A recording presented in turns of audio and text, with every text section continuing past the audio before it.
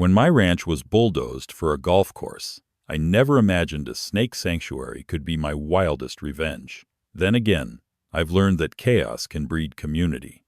I stood there, dumbfounded, staring at the dusty expanse where my life's work used to thrive.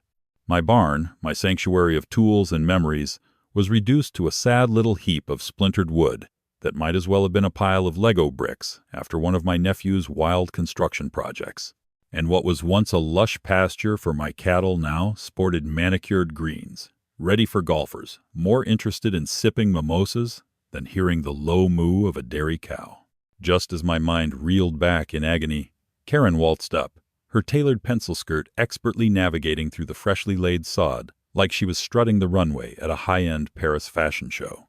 There she was, the self-declared queen of the HOA, her platinum bob catching the sunlight just right, creating an aura around her that screamed, "I dictate the rules here. Isn't it beautiful?" she chirped, hands on her hips like a commander surveying her troops. "Just look at the potential. I can see cocktail hours and community events right here." I gawked at her, torn between incredulous laughter and sheer horror, wondering if my sanity was slipping away along with my ranch. "Cocktail hours? Lady, I just wanted a proper pasture back. What about my cattle? My livelihood?" I managed to sputter, my voice cracking pathetically. Karen gave me a dismissive wave as if I were merely a gnat buzzing around her grand schemes. "Oh, Jake, you'll be fine. Just think of the top-tier properties going up around you." My jaw dropped. She might as well have said, "Just think of all the golf trophies you'll win." Turning away from her radiant absurdity, I marched back to the remains of my barn, determined to plot the Wild West revenge of a man wronged. My mind sped 1,000,000 miles an hour, conjuring images of the holographic snakes I had seen at the weird theme park in Vegas, full of glitter and serpentine shimmer. Sure, I could keep lumping cattle onto what would essentially be a depressing sand trap, or I could turn this catastrophe into a glorious snake sanctuary. I chuckled under my breath at the idea. Snake sanctuary, the words like a savory treat on my tongue. It would be a self-sustained wildlife haven, a wild kingdom, where local kids could learn about these misunderstood creatures, and where I could give Karen a headache of epic proportions. I dialed Eddie, my trusty sidekick with the heart of gold and the humor of a stand-up comedian. "Eddie, you won't believe what just happened," I blurted, almost laughing. "Karen's bulldozed my ranch and replaced it with a golf course. But wait, there's more." Eddie erupted in laughter on the other end, clearly eager to hear my twisted plan. "Dude, I'm in. Let's make this sanctuary happen." His enthusiasm sparked a fire within me that I hadn't realized was burning so low. "I want at least 50 different species of snakes. We'll charge people admission. We'll sell t-shirts that say, 'Snakes are our friends.'" Eddie chuckled. "You mean we just need to find people dumber than Karen who actually think that's a good idea?" It was absurd, and I loved it. Over the next few weeks, we pooled our resources, mostly involving Eddie's questionable connections to the local Shade Tree Society, and my determination to salvage what little remains of my ruined ranch. We did research on snake species, and set up shop with a disheveled sign that read, "Welcome to McAllister's Snake Sanctuary. Get slithering." Wouldn't it be a sight to see the sharp suits of the HOA board just fainting at the thought of scaly visitors invading their manicured greens?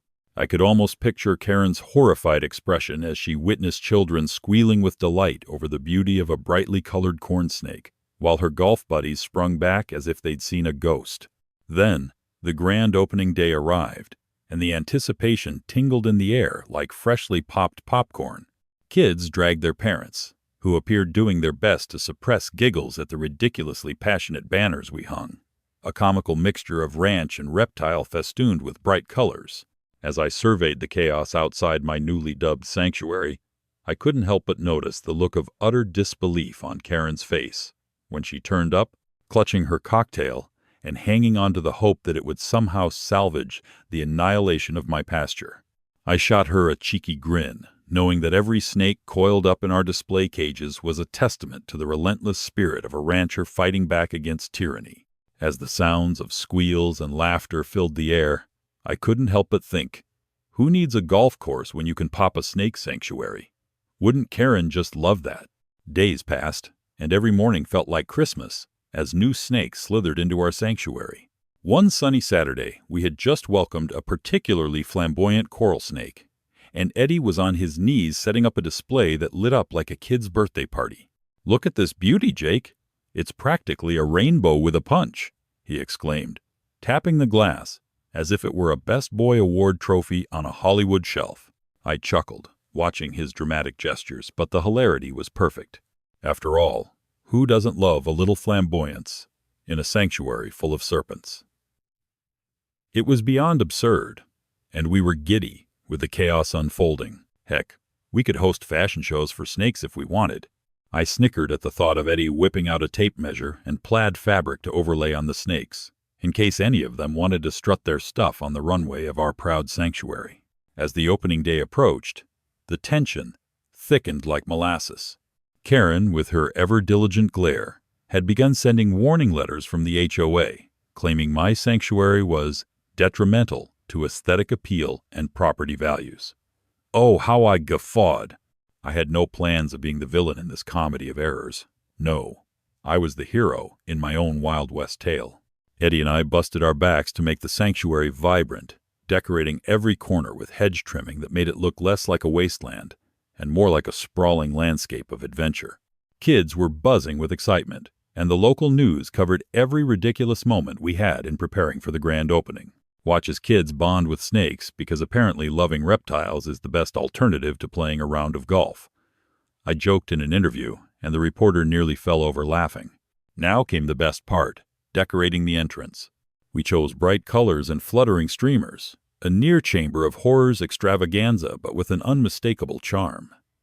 We even suggested kids wear snake hats to help immerse them in the experience. The response? A collective eye roll mixed with bursts of laughter from the community. Little did they know we were invoking a clandestine movement that brought joy interspersed with bewilderment. On the day of the grand opening, people flooded in, chuckling at the critters that could shock and enthrall. Families relished the opportunity to confront their fears, and the looks on the faces of those who stepped slowly into the sanctuary were priceless. I swear I spotted one kid clutching a plush toy, pressing it against her temple as though she thought it could ward off any biting or hissing. Eddie and I reveled in the joy. We had unintentionally created a sanctuary of laughter. Suddenly, to my disbelief, there she was, the queen of entitlement herself, Karen Fitzpatrick, gliding through the gates like a commander ready to wage war. She scanned the area with her hawk-like gaze until her eyes landed on me. A cacophony of delight erupted around her as children pointed and squealed at the snakes. "What in the world?" she mouthed as she approached. I felt a joy surge through me like soda fizzing in a shaken bottle, barely containing my laughter. "Isn't it glorious, Karen?" I called, feigning innocence, as if I were merely sharing delightful gossip over tea. "The kids are absolutely loving it. Isn't that the community spirit you're always preaching about?" Her expression soured like she had just bitten into a particularly sour lemon, and I nearly stumbled back from laughter. As if on cue, a kid scampered past her, exuberantly declaring, "Mom, I touched a snake," and the weight of her judgment seemed to crescendo in the air. Karen tightened her lips, flailing for a sense of control. "This is a mistake, Jake. This isn't what we agreed upon. You're creating chaos," she huffed. But oh boy, it was too splendid to be true. I grinned wider than a fool in a candy store. "But Karen, look at all the happiness, the joy. Who wants to hit a little white ball into holes when you can interact with living legends?" I challenged, gesturing toward a small cluster of kids squealing with excitement. "What could be better?" Eddie chimed in with a playful snicker. "Besides maybe a golf course with exploding ball machines?" Karen's eye twitching made my heart race. She was visibly faltering under the irony of it all. As the sun dipped lower, bathing us in golden light, Karen staggered backward, probably reconsidering every plan she ever had as more children approached. Eyes wide, faces aglow with excitement and wonder. You almost felt bad for her, almost. Maybe her dream of endless greens would become unceremoniously doomed by the snake-loving neighborhood. Yet, Just as I relished the thought of Karen running home with a horrifying new phobia of our creepy crawlies to carry on into her HOA board meetings, a little girl came up to me, eyes wide and bright. "Sir, can I have a snake? I want to cuddle him." In that moment, as I looked at her beaming smile and the shimmers of laughter wrapping around our community like a warm blanket, I realized we had struck gold. Who knew that turning my ranch into a snake sanctuary would inspire aspiring snake enthusiasts and ultimately create a community that thrived? Was this the moment that defined my character in the most unexpected and outrageous way? I chuckled, wondering how all roads led back to crazy yet jubilant stories to share. Wouldn't it be fun to see what Karen would do next? As the initial excitement of the grand opening began to simmer down, I found myself standing in the middle of a makeshift snake runway, surrounded by a horde of giggling children vying for the chance to hold a snake. I was starting to think that I had accidentally opened a child-driven reptile therapy center instead of a sanctuary. My heart swelled with contrived pride, watching Eddie discreetly hand out snake hats like a carnival barker, while yelling things like, "Come one, come all. We've got scales, laughter, and maybe just a bit of shedding." The cacophony of joy filled the air, almost drowning out the ever-fuming Karen, who licked her wounds just a few yards away, refusing to accept my magnetic hold on the community's heartstrings. I couldn't stifle my chuckle as that image of a raging bull in the ring danced around my thoughts. Wouldn't that be something? Before I could decide whether to make a grand speech about the fundamental right to love snakes over golf, another little girl, the same exuberant one who had asked to cuddle a snake, tugged on my plaid shirt with hopeful eyes. "Can I have a snake?" she asked, her face transforming into a canvas filled with sheer adoration. "Please, oh please," she pleaded, bouncing up and down like a pogo stick on a caffeine high. I fought back a longing grin, remembering my childhood days of pestering my parents for a puppy, but sadly never delivering because my dad was allergic to everything non-human generated. But this felt different.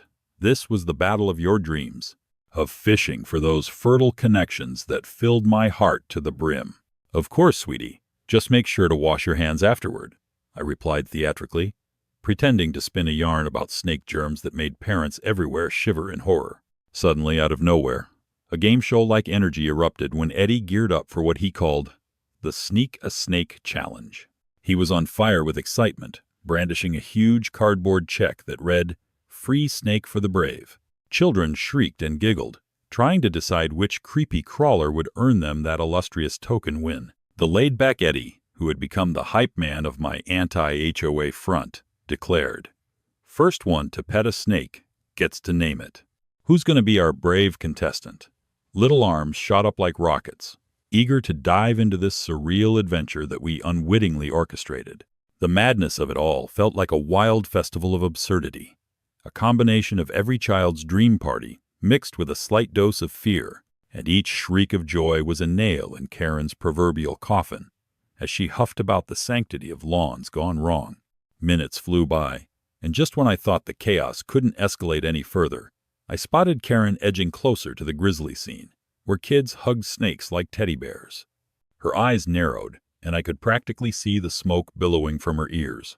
She started waving her arms around like a squirrel on caffeine, shouting about safety concerns and community guidelines.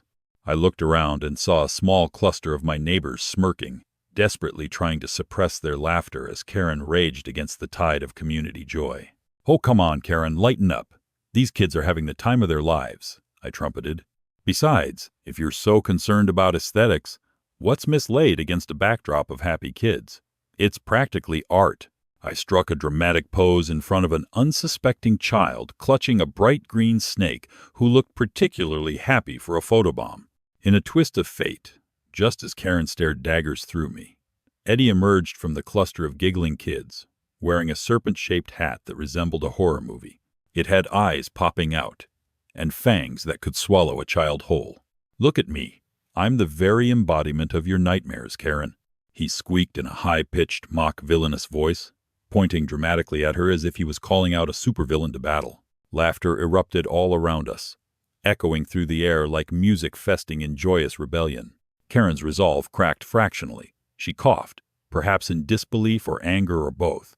But any vestige of authority she thought she possessed crumbled under the sheer amusement saturating the sanctuary. I couldn't help but wink at Eddie as he added, "When in doubt, just had it out." Honestly, I was convinced he deserved an award. With kids squealing in pure merriment, and the spirit of community swelling like a hot air balloon, suddenly Karen was stuck in a hurricane of playful defiance. I shook my head in disbelief, feeling like the cartoon character who just unmasked the villain with comedic flair, while simultaneously staring deep into the allowed punchline of life in the absurd. "Here's a thought, Karen," I shouted triumphantly. "Why don't you dust off those golf clubs and join us for a round of snake versus golf? Let these kids show you how fun it is to handle living legends instead of clobbering little white orbs." The crowd gasped, with kids chanting, "Snake Rumble," and in excitement. Would she finally succumb to the charm of an oddball sanctuary and get caught up in this cacophony? Or would she remain a villain in the midst of the happiest heroes? With her face a mix of fiery indignation and disbelief, I had no clue what her response would be. But one thing was sure. The drama between disappearing lawns and scaly companions had just begun. Would the ultimate HOA war begin? Or would she discover the strange, unexpected joys of life outside her rigid realm? The tension in the air was electric, a delightful fusion of excitement and mild chaos. I stood there, sunglasses perched on my nose, feeling like a victorious general among my troops, as Eddie twirled in his snake hat, reveling in the atmosphere of rebellion we had created. Kids continued to chant, "Snake Rumble," and giggle uncontrollably while pretending to wrestle with their new scaly friends, their laughter filling every corner of my previously tranquil ranch. Meanwhile, Karen's flushed face showcased a colorful display of indignation, stained with the envy of someone forced into the spotlight against her will. It was like watching a storm brew in an otherwise clear sky, and I was glued to their impending clash like a kid watching a high-stakes duel in a superhero film. "This is your moment, Karen. Shine like the star you were meant to be," I hollered, unable to resist poking the bear. As the crowd continued to swell around us, I could see Karen's big plans unraveling faster than a cheap sweater in a coyote den. Her marching orders, which involved impersonating a classic "keep off the grass" sign, had fallen flat. Instead, here she was, mere feet from a hope-filled snake sanctuary, watching kids giggle uncontrollably while holding snakes that screamed joy more than danger. "Your children are committing acts of snake-induced tyranny, you fool," she hollered, her voice desperate and wavering. The words came out like claws swiping at the joyful atmosphere around us, but they merely fanned the flames of laughter echoing through the crowd. I glanced over at Eddie, whose eyes smirked back with the kind of camaraderie only born in the heat of playful warfare. "Looks like we've got a case of the sticks stuck in the mud," he whispered, a grin plastered across his face. Just then, a courageous 8-year-old named Timmy, brimming with confidence, and a kid-sized pink cowboy hat, perched quite valiantly atop his head, waddled over to Karen. "Miss Karen," he yelled, his tiny hands clutching a smooth corn snake. "You should try holding one. They're nice, not scary." Timmy's infectious enthusiasm struck a chord with the group, and with the speed of a rattlesnake's strike, more kids began to surround our reluctant foe. It was like watching the schoolyard bullies turning into the best friends of the previously ostracized nerds, except this nerd was a snake sanctuary that was oddly thriving in a battle against the HOA's overdoing of perfection. "What will it be, Karen?" I grinned, leaning forward, testing her resolve, daring her to take a step into the absurd world of freedom. Karen's face twitched defensively, the shock of confrontation washing over her crumpled blazer. "I don't want to touch your filthy creatures. Children should not be near them," she snapped, only for more kids to squeal in joyful defiance and nimbly sprout little snake-waving actions under my watchful eye. The defiance against her authority was palpable, and the chaos began to unfold further like one of those marvelous domino setups. Every resistant stance her body made led to roaring waves of laughter from the kids. "But Miss Karen," Timmy insisted, his devotion evident, "how can you say no? They're our friends now. Plus, I bet you were afraid of something once too." Oh, the lovely irony, I thought as I nodded vigorously in agreement. This kid was hitting the nail on the head, It felt like the ultimate aha moment. Across from the gallant snaky heroes stood an HOA villain wearing a perplexed expression, clearly shaken by this unexpected camaraderie and the sheer volume of joyful laughter. I leaned closer, savoring the thrill of this chaotic interaction. Come on, Karen, just face the music. Embrace the snake side of life. What's one little python compared to the unending, dreadful rounds of golf you seem so fond of? I quipped, throwing an exaggerated wink at Eddie, who was rapidly becoming my comedic partner in crime. The absurdity, mixed with the absurd PhD-level defiance in the air, sent waves of hilarity radiating outward, shaking foundations that had long ago seemed insurmountable. In that moment, something extraordinary happened. Karen's tense shoulders loosened slightly, and I couldn't help but think that maybe, just maybe, the world of strict rules and HOA member meetings could bend a little. "All right," she finally said, voice wavering but clearly preparing to join the front lines of chaos. "One touch, but if I scream, it's on you." The proclamation alone erupted a wave of cheers from children who leaped and clapped like they were at a rock concert, headlined by their favorite pop star. If Karen made it through even one snake encounter without turning into a statue, made of both fear and indignation, she might as well earn a diploma in the art of snake holding. I nudged Eddie, who was grinning ear to ear, leaning in and pretending to squeal like a jubilant schoolgirl. With a brave heart and a deliberate approach, Karen stepped forward, her hands trembling slightly. The tantalizing thrill of the moment filled the air with energy, like the quiet before a victorious battle had begun. Children giggled, onlookers gawked, and my heart fluttered like a butterfly caught in a sea of rampant joy. What will she do? I wondered silently, the crowd's anticipation hanging thick. Would the dreaded HOA queen find a new favorite future pastime among these sinuous reptiles? Or would her well-structured world tumble like a house of cards built during an earthquake? With all eyes glued to her while clutching a snake, it felt like destiny had thrown us into a scene brewing with hilarity and suspense, leaving me on the edge of my seat. Would our mundane routines yield to a slice of delightful absurdity today? The moment felt like the climax of an old Western flick, where the hardened gunslinger is finally forced to face his fears.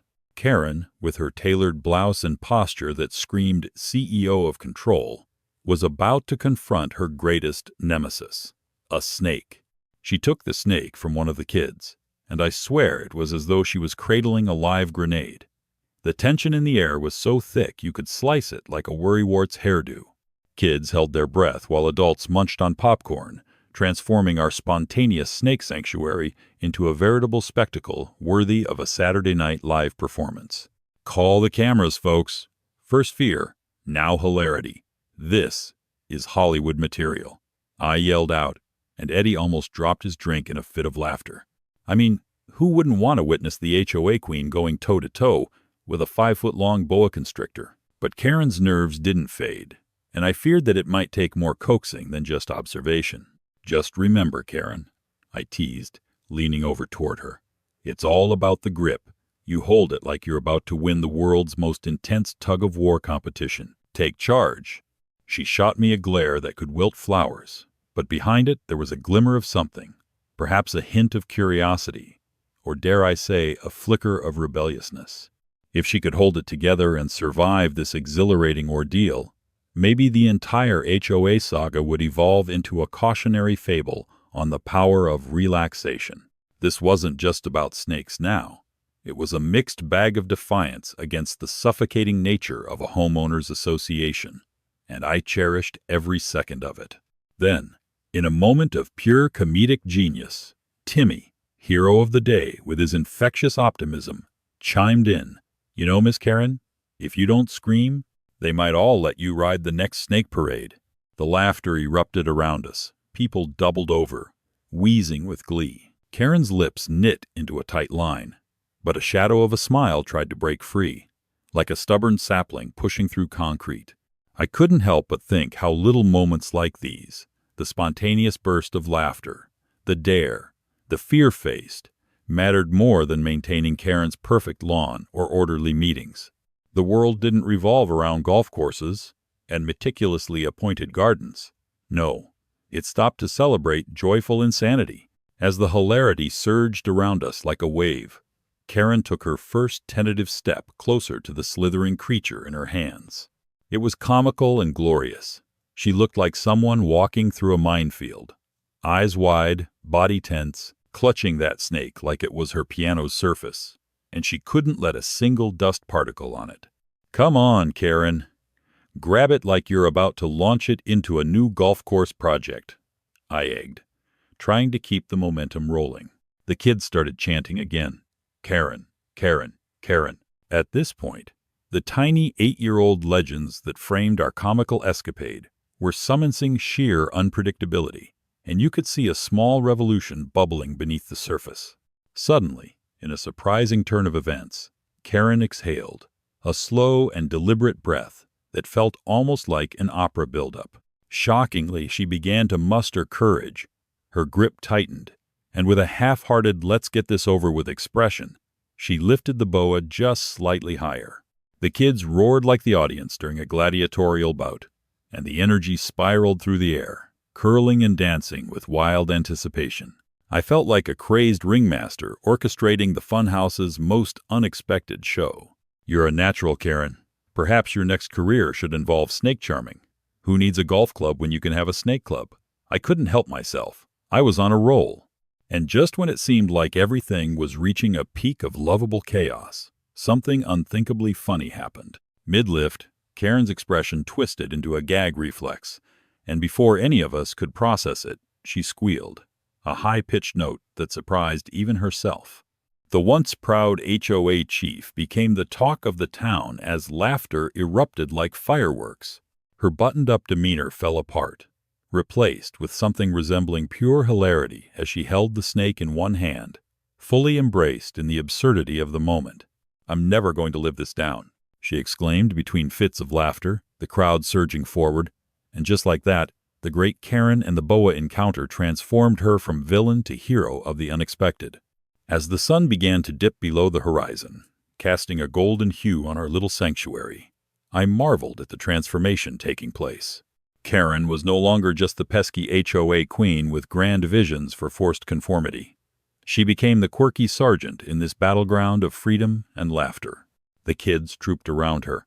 She had inadvertently transformed into the reluctant ambassador of snakes, utterly bewildered, yet carried by the enthusiasm of the community. "This is it," I thought, beaming with pride as the crowd celebrated our reclaimed freedom and connectedness through the hilarity of our tiny revolution. I'd traded in bulldozers for boisterous laughter, and, more importantly, found a way to unite the neighborhood by looking at the world's absurdity through the lens of resilience and humor. Sometimes, chaos isn't the enemy. It's the vibrant pathway to freedom and community spirit.